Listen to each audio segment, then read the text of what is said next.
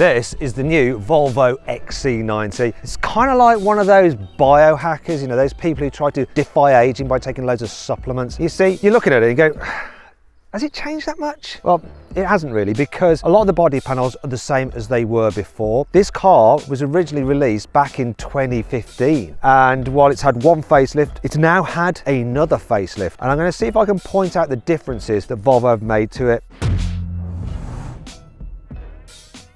Now, before I do that, let me show you what the XC90 looked like before. This is me reviewing it for the first time back in 2017. And this is me reviewing the first facelift in 2023. And this is me reviewing the new facelift today. You can tell I haven't been taking anti-aging drugs, can't you? So let's see if old me can spot all the differences on this new car. Manufacturers often replace the entire bumper when they facelift a car, so they've done that here quite clearly. So all this part is new. All of this, anything's plastic here, is new. They've also done the grille, and it's quite different to before. I think they've probably done the headlights as well. That often happens once again when a manufacturer facelifts a car. I think they might have done the bonnet. It just seems a little bit more smooth, and that crease is a bit different.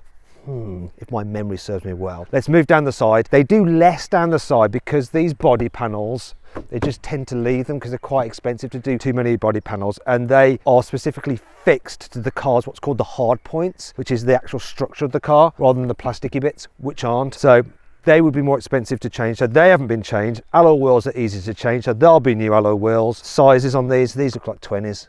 Oh, no, got it wrong, 21s. I wonder if you can get 22s. Can you get 22s? It turns out you can. They look like this, but they're a £795 option, and they're only available on the top spec Ultra model. They could change the door mirrors, but they probably...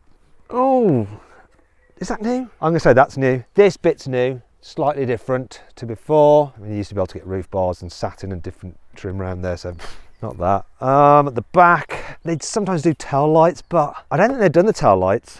This looks the same, and it's just the rear bumper again. That's it. That's what I think's different. Although I did spot something else. Actually, before I show you that, I think this paint is new. I don't think they did this purple paint before, but this is what I mean. That's a new Volvo badge. I'm not sure if I like it. Lots of manufacturers have altered their badges in the last few years. Here's some of the examples that I think look better now, and some that look worse. I think the new Volvo logo sits somewhere in the middle. Besides the new badge, I was right about the front bumper, grille, headlights, bonnet, wheels, chrome trim and paint, which Volvo actually calls Mulberry Red. But I was wrong about the rear bumper. That hasn't changed. But can I get it 100% right about changes to the inside? Right away, I can see one thing that is definitely new, and it's this screen. So it now sticks out from the dash, and it appears to be running Android Auto, like you get in a Polestar, because obviously Polestar is related to Volvo because they're both owned by sister company Geely. So let's have a look at this. It's quite easy to get into the different menus. You've got your climate control through there, which is a bit annoying. There's no physical controls for the climate control. You have to do it through the screen. It's quite responsive, and I think it's better than the previous system they had in the old car. Let's have a look at the digital driver's display. Wait a minute, I can't get it up. Oh. I mean, I can't get the display up. There we go. That looks the same as before. So you have various information in there, your map for your navi, and then your dials. It's a bit dark and dingy though. I don't like the display all that much. Wish they'd changed that, but they haven't. This area looks slightly different. It's like the same but different. So they've changed this. You've got wireless charging pad there for the mobile phone. You used to be able to get this crystal gear selector in the old car, and I do like that. The door cards look similar but maybe slightly different, and the steering wheel, it's the same again. It's like almost the same, but I think that bit is new. Other than that, it feels very much like the old car, but it is subtly different. I guess that's what they're going for. The seats feel the same structure, and I like this about them. Look, if I press a button down on the seat, it should bring up a menu on the screen. There we go, and then I can alter various things. So I can change the under thigh support by pressing this. Oh, that's good. And it's even got massage function as well. And you can operate the passenger seat just the same way. I think the materials might be slightly different. You used to be able to get a wool interior. I really like that. James, can you still get the wool? No, afraid not. Why the heck did they get rid of that? It was like, Volvo, what are you doing? That was really, really nice. Maybe no on board and they just went for the leather instead. Also, this seems slightly different. It used to be open pore wood. I think it still is. I hope it still is, and it's not plastic. That brings me on to the quality in here. So, you know, it's generally pretty nice, but then as you go lower down, the scratchy plastics down there. What about the glove box? No, that's soft touch and squidgy. Speaking of which, how do you get into the glove box? I think they've changed this, isn't it? It must be through this screen. So let's go car. Quick controls, come on. Reduce lob, headrest fold. That's for the back seats so you can see out. Where the heck is the glove box? But no, there is. Oh no, I think it was like that on the old car. Was it like that on the old car, James? You don't know either, do you? No. Yes, it was. Well done me, I spotted all the changes, and that brings me on to practicality. So the glove box itself is pretty large and it's lined with felt so things don't rattle around. You can fit a big bottle in there, and there's even more space in the shelf just on there. There's some decent space under the center armrest, and it encloses your USB port there. There's another one there and a 12-volt socket. Underneath this sliding cover, you have some cup holders, so that's for your smaller bottles. And then this one is for your larger bottles there. And I guess that's where you'll keep your Volvo key. The door bin's actually big enough for a really large bottle. Plus you've got some extra little storage in here. However, it feels a bit cheeky that Volvo charges you £51 for a sunglasses holder, even on top specification models. What's that all about? Speaking of money, I bet this Volvo XC90 has gone up in price slightly. It's probably going to start around about £65,000. Is that right, James? It's bang on. 65. Bang on. I got it bang on. Okay. This one, obviously, I imagine this paint is optional, and it's probably a higher spec version, is it? Yep, top spec. Top spec. So how many specs are there? 4. 4? It's a lot of specs. It's going to be 75 grand. 78, just under. Okay, sorry. That's a lot of money, isn't it? Right, let's have a look at some of the kit that it's actually got on it then. Believe it or not, this full-length sunroof is not only available on this top spec version. You also get it on every single model but the entry level. However, some things that are reserved for the very top spec, things like this. Look, the Baz and Wilkins stereo here. And it's got this cool feature, if I can find it. Where is it? I'm sure they had this on the last one. What do I do? Go to where's settings? Settings, sound. So you have full Dolby surround sound. It's amazing. There's something else as well, James, isn't there? Massage function. That's only on this top spec car as well. Oh, let's check. Yes, you can open the sunroof. It's good. Should always have a sunroof that you can open. I like a pano roof, but it's better when they're open too. Look, do it the full length. You want the full length, don't you? Sorry about that, I couldn't resist it. But what we really need to know is just how big this car is in the back. Well, here in the middle row, knee room's good, headroom's good. The front seats are raised up so you can slide your feet underneath. Though I did just do this, I slid my foot too quickly and whacked my shin on the back of this. Other people are gonna do that, you know. That is a bit annoying. You can recline these seats. That's not bad actually, and you can slide them forwards or backwards. Now we're going to try out the very back row and see if you can get comfortable in the middle row at the same time in a moment. But first, I want to show you a couple of things here. I guess, yes we do, we have an armrest, and I like the fact that the cup holders are covered. That doesn't always happen on quite a few cars. This central seat operates individually to these other seats, which means, right there, look, you got this feature to it. It's an inbuilt booster seat for your child, so you don't have to have one of those annoying booster seats. Let me just put that back in because it's a bit of a faff. There we go. Can I fold this down separately? I should be able to. Where's the toggle? There it is, look. So you could have 2 people at either side and then carry longer items through there if you wanted to. Put that back. Oh, we've got some storage nets here on the seat backs. We've got individual climate control here in the back and heating for the outer 2 rear seats. Door bins, pretty large. Quality extends all the way back here. That feels nice. And the question is, do the rear windows go all the way down? I'm guessing they do.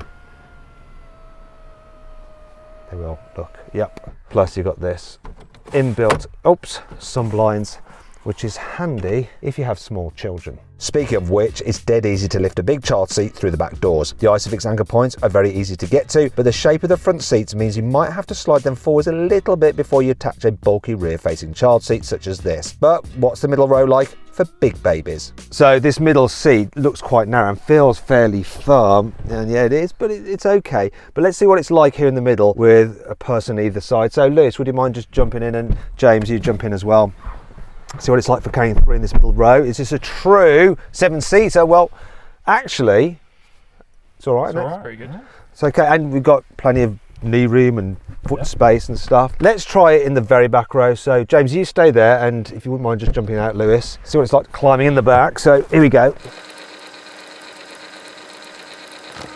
Ow, I just whacked my elbow on there. I have just about got enough knee room, just about enough foot space. Okay, my head is just touching that bit of the roof lining, but with my usual slouch on, it's all right. And these seats are raised up. Look at that. So I'm not feeling like I'm sat on the floor. And there's a cup holder here. What else? We've got a little storage area, some ventilation, thank goodness. That's okay. Can you just slide these chairs forward just a touch? So you still got enough knee room, right? Can you do this one as well? It's probably in the middle.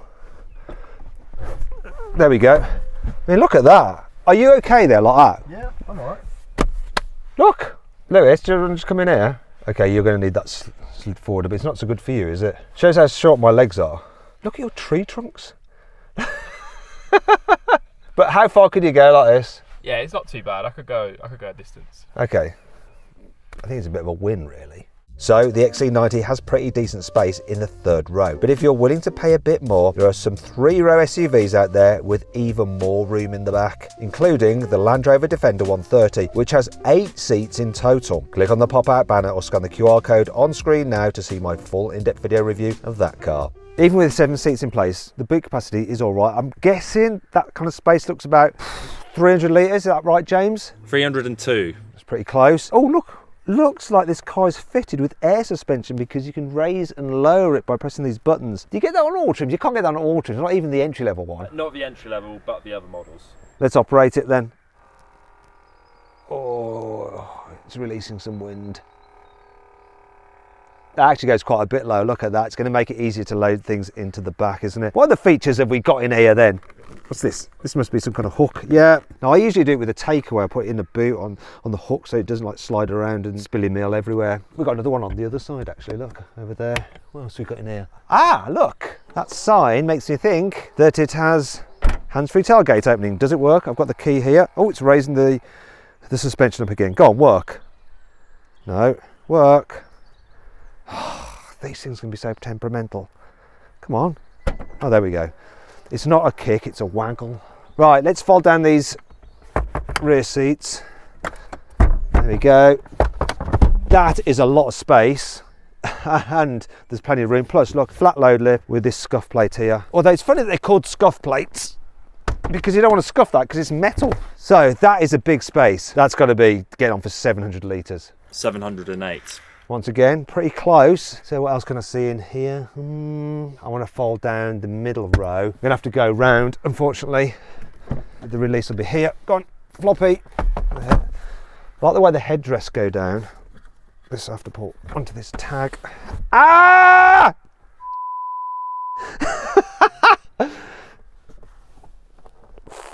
James, can you help me? I've broken my finger. Do it gently. Just that is bit of a design flaw. You should have done the other seat while you were there. No. You have a lot to learn, young Padawan. Oh. That's right. There we go. And then look at that. I mean, you basically got a van. That's really good. And yeah, there is a bit of a space there, a bit of a gap. But can I just push this all the way through with that? It captured just about. There we go. That is fairly blooming practical, isn't it?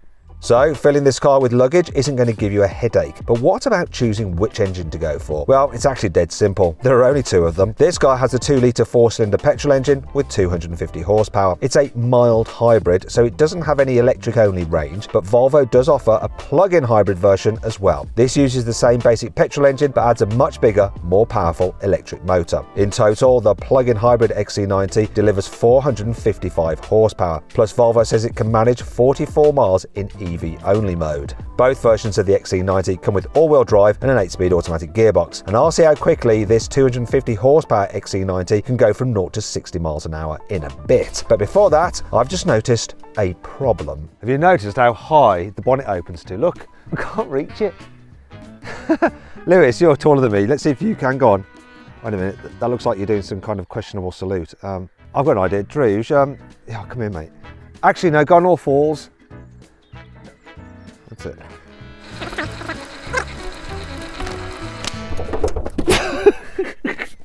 I'll get there in the end. Oh, there we go. Oh, it's ridiculous. But what does this Volvo feel like to drive? I totally get why people buy these big cars even to drive around town, because you sit just high up in it. You're not as high as in a Range Rover, but it's noticeably higher than other cars, so you get a good view out. Actually, it's surprisingly easy to navigate for such a long car. Helps that the back window is huge, and you've also got some extra little windows in the very back, so when you're like filtering like that, you can see well. But actually the headrests do get in the way. However, if I go into here and go into, where is it, settings, can I do it while driving, and go into controls, headrest fold, hit that button. Yeah, that's better. I can see better now. The steering in this car is really light, which is good for manoeuvring. Speaking of which, let's see how manoeuvrable this thing is. Right, I'm going to do a U-turn here. We've got the cameras up already. Let's go to a different view. Oh, it's going to stick with that view. But let's see if I can make it round. How tight a turn can I do? I'm not feeling hopeful. No, I've cocked it.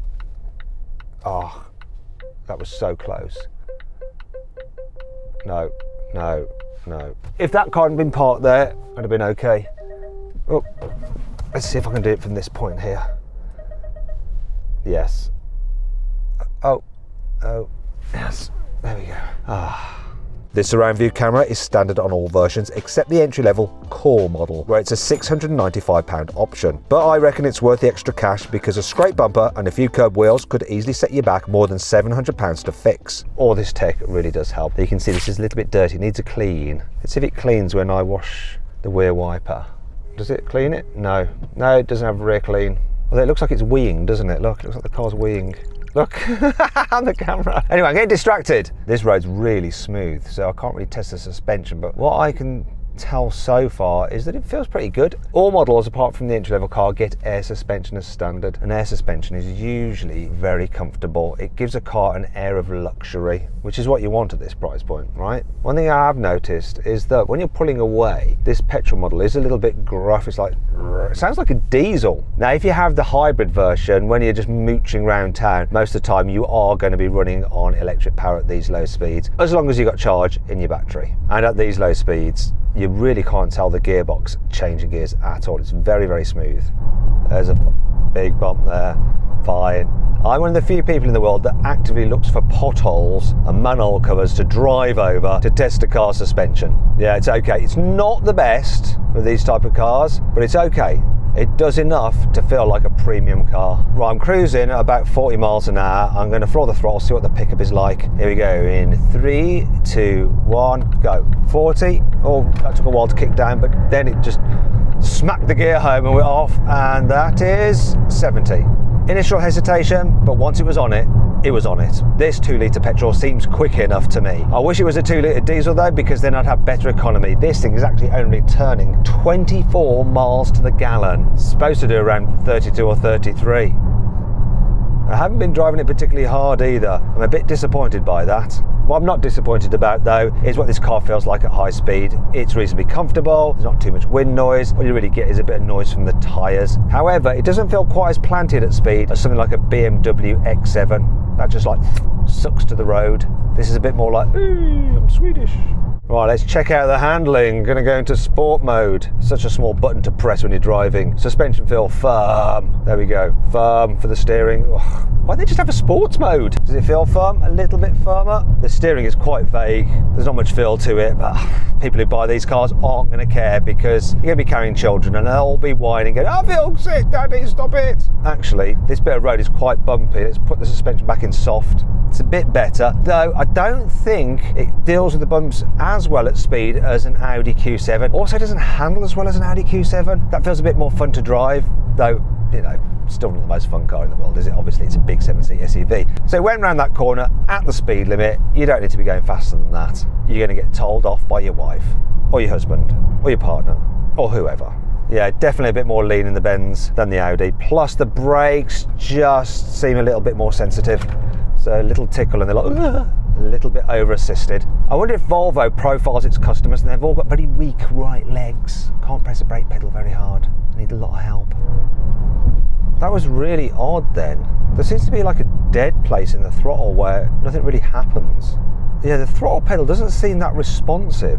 And I think that's the thing with this car. The controls just aren't quite as natural feeling. Steering, the brakes and the throttle pedal just have this disconnect where it means that the car doesn't quite do exactly what you want it to do, like the very best of the Germans do. And as a result, they just feel a little bit more sophisticated and like there's been more money spent on how they feel to drive. Will most buyers of these cars care? Probably not one bit. But me as a motoring journalist, it bothers me.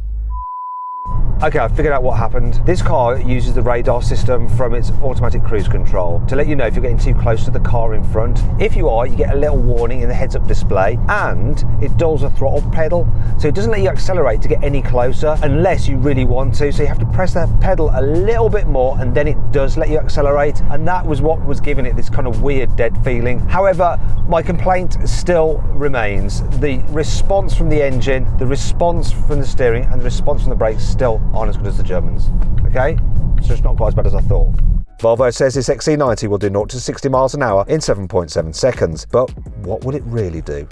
There's no launch control in this Volvo, obviously. It's going to brake boost it, left foot on the brake, foot on the throttle. Let it rip.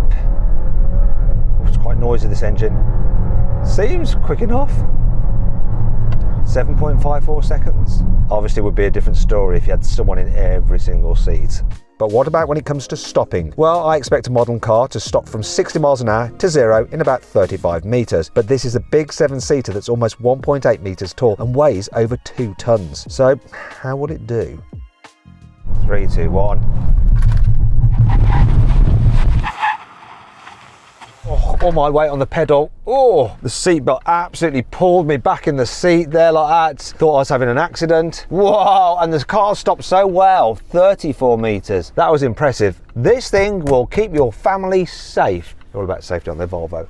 On here, it says since 1959. That's because Volvo invented the 3-point safety belt and they didn't patent it so that everyone else could use it because they're kind like that.